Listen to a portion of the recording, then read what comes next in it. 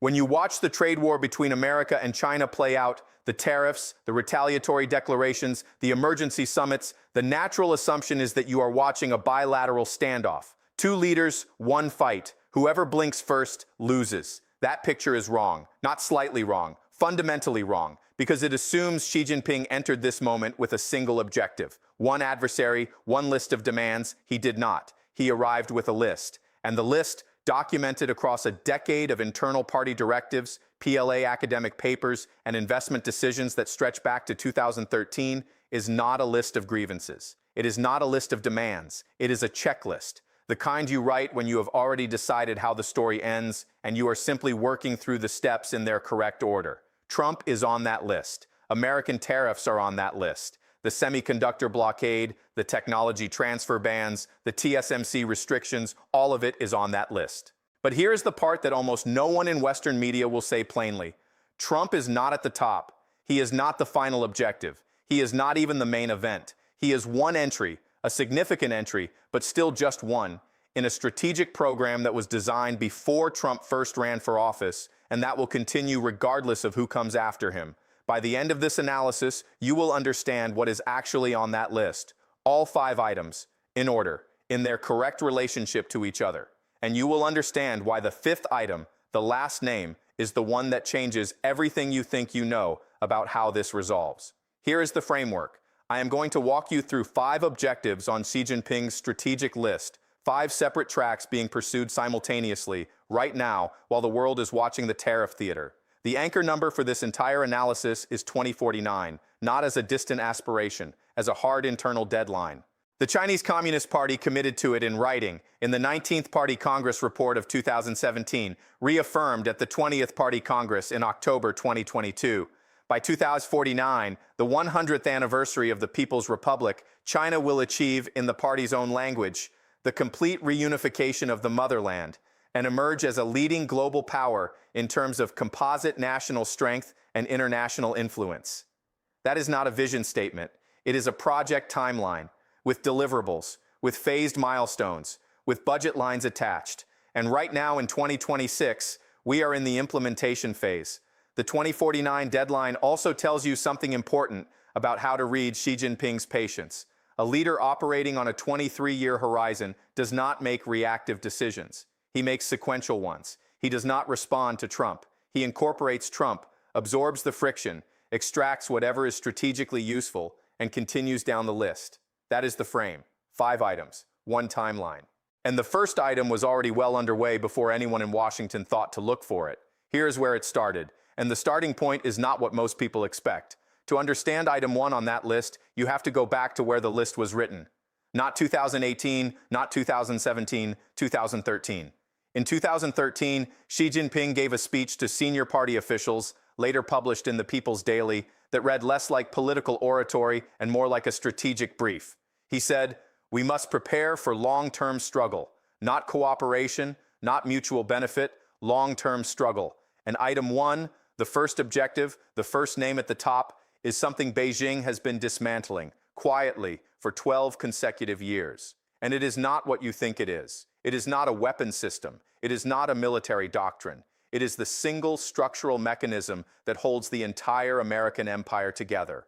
The one thing every country on earth needs every single day to conduct ordinary commerce. And China has already reduced its exposure to it by more than 40% while nobody in Washington was watching. Item 1, the dollar.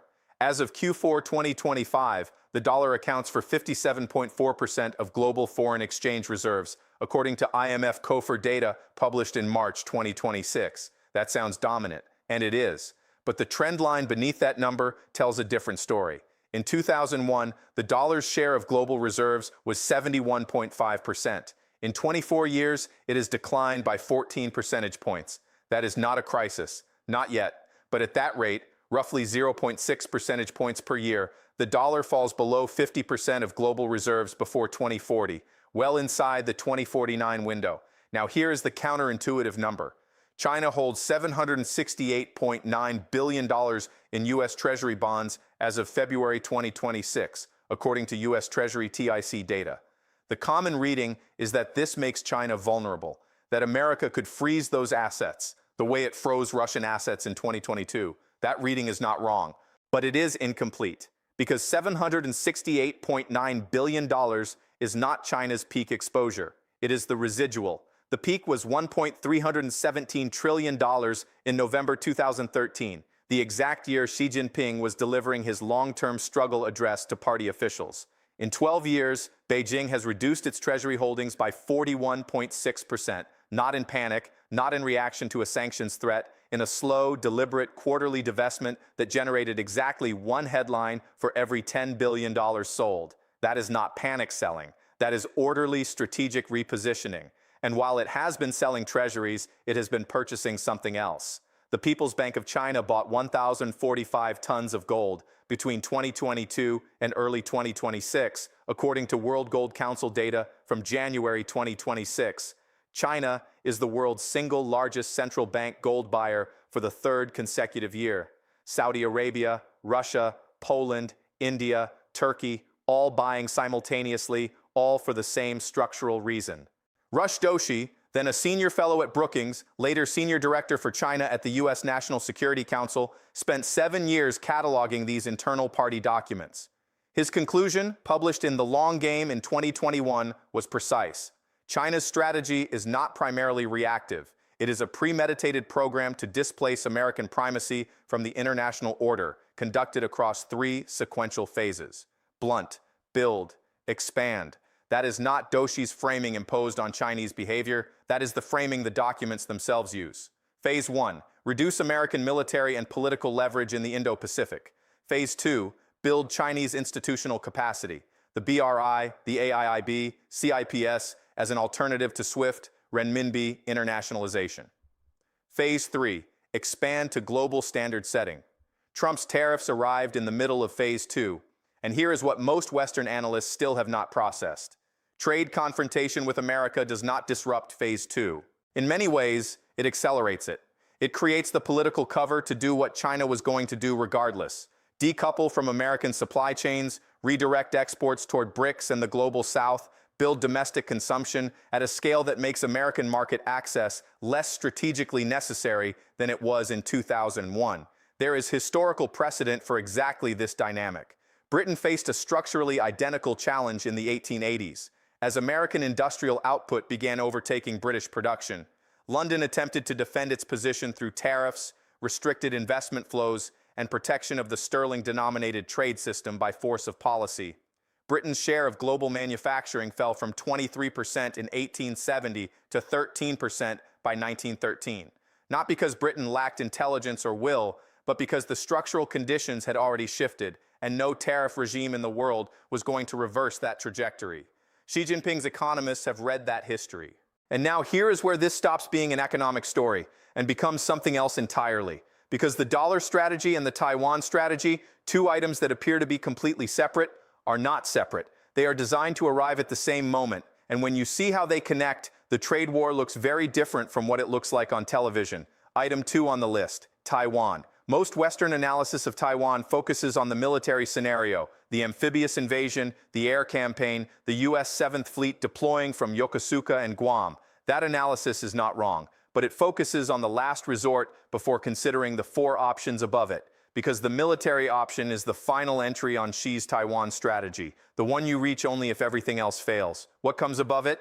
3 parallel tracks. Economic integration. Specifically, the degree to which Taiwan's technology sector has become structurally dependent on mainland Chinese demand, which absorbed 38% of Taiwan's total exports as recently as 2022.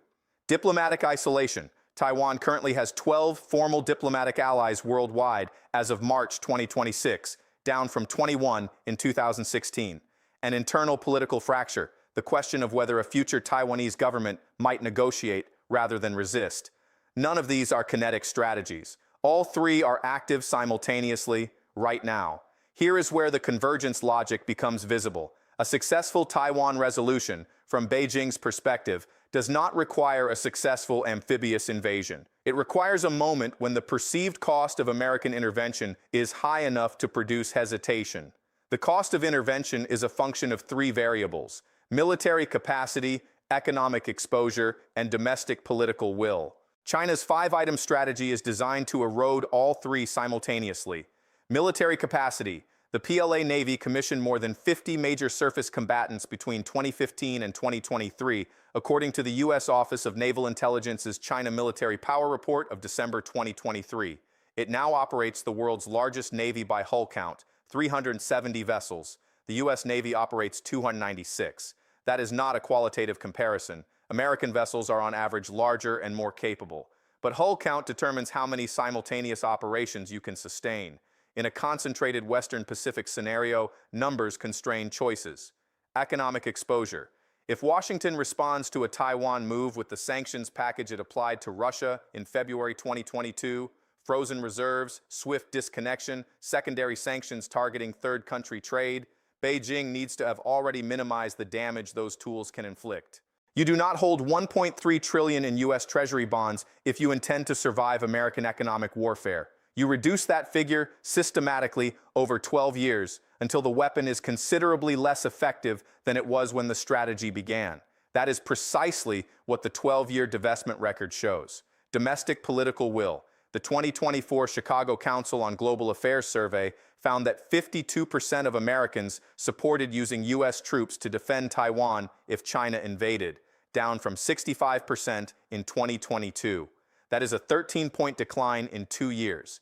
Every quarter of trade war disruption, every grocery bill that rises in ways traceable to U.S.-China supply chain friction, every inflation headline, it chips away at that number. Not dramatically, but persistently, structurally.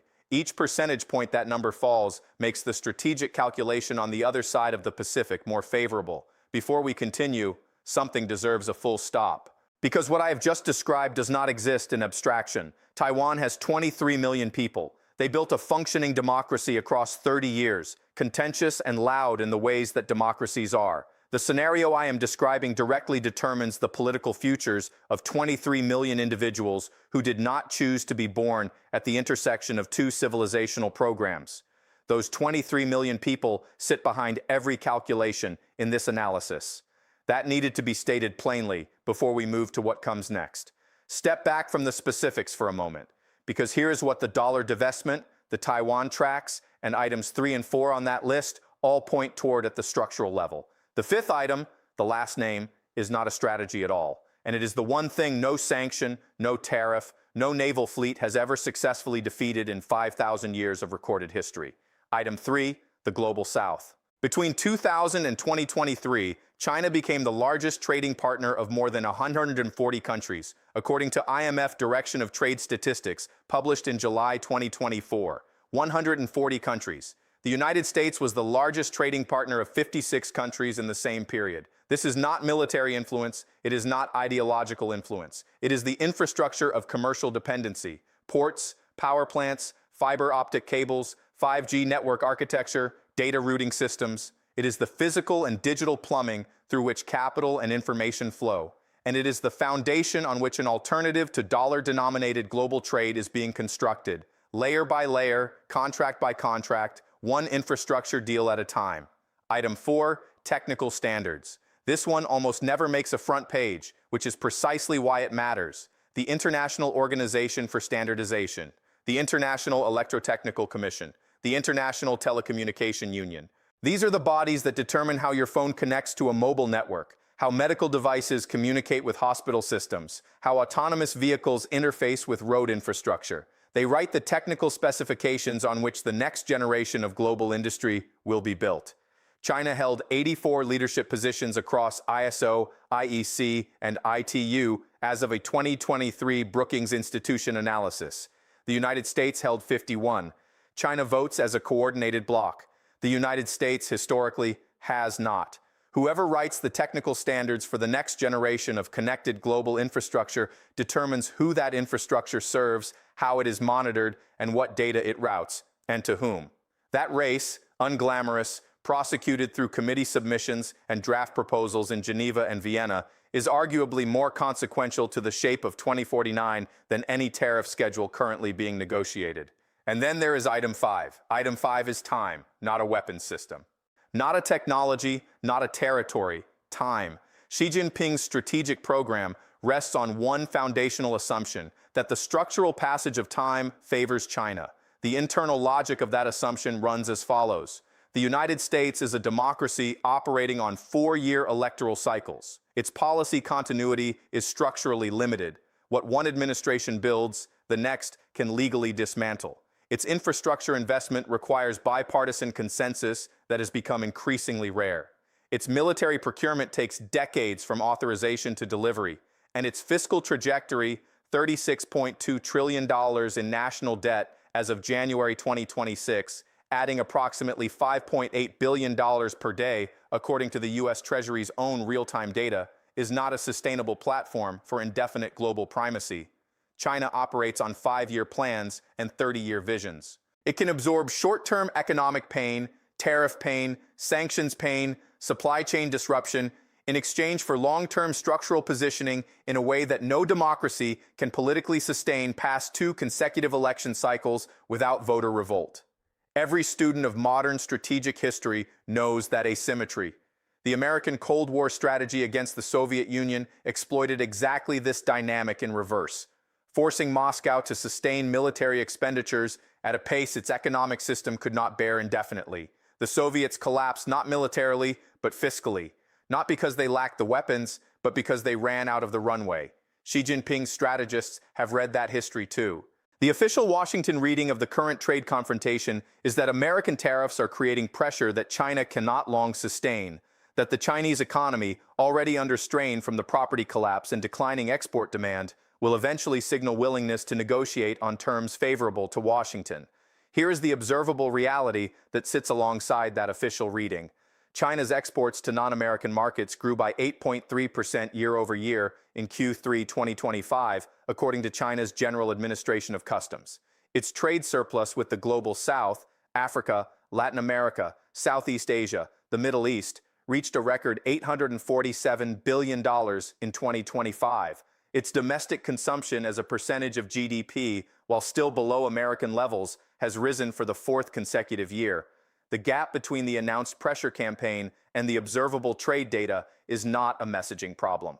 It is a structural signal that the 5-item list was designed precisely for this moment, for a trade confrontation, and that the list continues on schedule regardless. Now I want to give the counter-argument a fair hearing, because serious analysts with serious credentials look at everything I have just described and arrive somewhere considerably calmer. Their argument goes like this: China's total debt burden, including local government financing vehicles and off-balance sheet obligations, is conservatively estimated at 280% of GDP as of Q3 2025, according to Goldman Sachs research published in October 2025. Its property sector, which once accounted for 25 to 30% of GDP, is still contracting after 3 years of government intervention and emergency bond issuances. Youth unemployment reached 21.3% in June 2023, at which point the National Bureau of Statistics stopped publishing the monthly figure. A country with those internal pressures, the counterargument concludes, is not in a stable position to execute a 5-item external strategic program with the institutional discipline the list requires. Internal fragility constrains external ambition. It always has. It always will. That counterargument is not wrong. It is genuinely important. Internal economic stress is the single most significant constraint on Chinese strategic capacity, and any analysis that dismisses it is incomplete. The honest picture, stripped of both the panic and the complacency, is this: China is a country with genuine structural power and genuine structural fragility, pursuing a long-term strategic program with the institutional discipline of a party that has governed for 76 years, but doing so under economic conditions that are meaningfully more constrained than its external posture suggests. The list is real. The timeline is real. The execution is under measurable pressure. That is not doom. It is not an inevitable Chinese century, but it is not the status quo either. Here is what to watch. Watch the dollar's share of IMF reserve data published every quarter. The specific threshold to monitor is 55%. If the dollar falls below that figure, you are watching structural reserve decline in real time, not as a projection on a chart. Watch Taiwan's formal diplomatic ally count, 12 today. If it falls to 9, the isolation strategy is accelerating beyond the pace of the previous 5 years. Watch PLA Navy commissioning rates. The U.S. Congressional Research Service publishes this data annually. Not the headlines, the hull counts. The balance of naval power in the Western Pacific is a more reliable forward indicator of Taiwan's near-term trajectory than any diplomatic statement from any capital on Earth. 3 data points. Public, verifiable, updated regularly. They will show you which direction the pressure is moving before any headline announces it. What I want you to take from this is not fear. Fear is not useful. What is useful is the map. Because when you understand the list, all 5 items in sequence, in their correct relationship to each other, you stop watching the trade war as a bilateral argument between 2 leaders, and you start reading it as one chapter in a much longer document that was already being written when most people covering it today were still in university. Trump is one name. He is a significant name, a consequential name, but the document was being written before he arrived, and the document will continue after he is gone. The people who understand the full list will see the next chapter opening before anyone announces it. The people watching only the tariffs will be surprised when it does. Someone had to say it out loud. Now you know.